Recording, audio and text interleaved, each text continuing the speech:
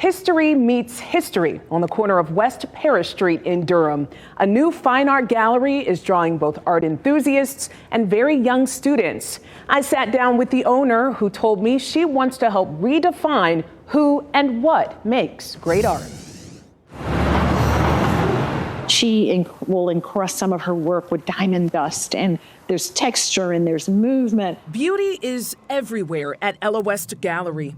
On every wall, in every carefully placed frame. Ella West Gallery represents a dream realized, not just for me, but for the artist, for our community. Linda Shropshire is the visionary behind the state's first Black woman-owned fine art gallery, which opened last summer in Durham. When I walked in, it took my breath away, I'll be honest. It is my hope that by doing this, that I will inspire more people to take the leap.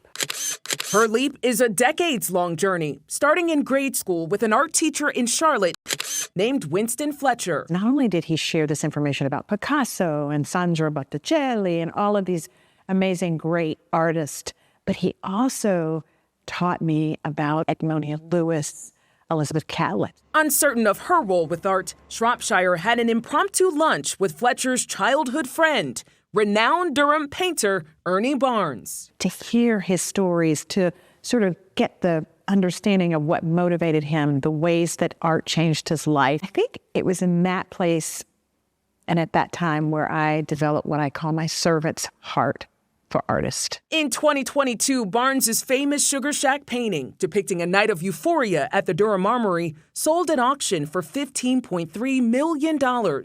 And unfortunately, he was not around to see that. And so one of my goals is to make sure that the living artists of our day, they don't have to become ancestors to get the recognition they deserve and to be compensated in the way that they should be.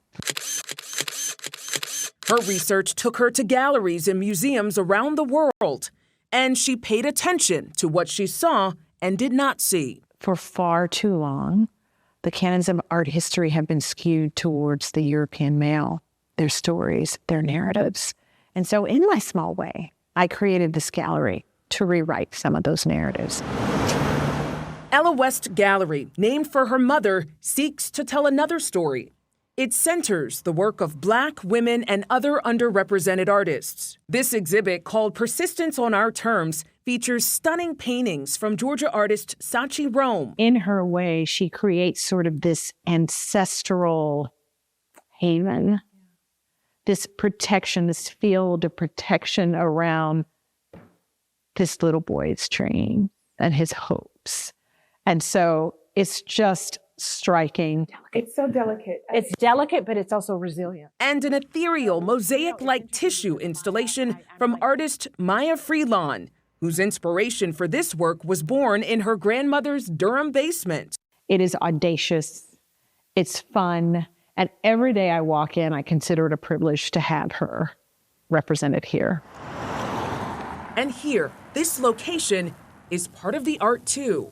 Why Parish Street? Why was Parish Street your dream? My gosh. So for those of you who don't know the history, this was once Black Wall Street. In 1923, exactly 100 years ago, this very building that we are in was the printing press for the Durham Reformer, which was the Black newspaper.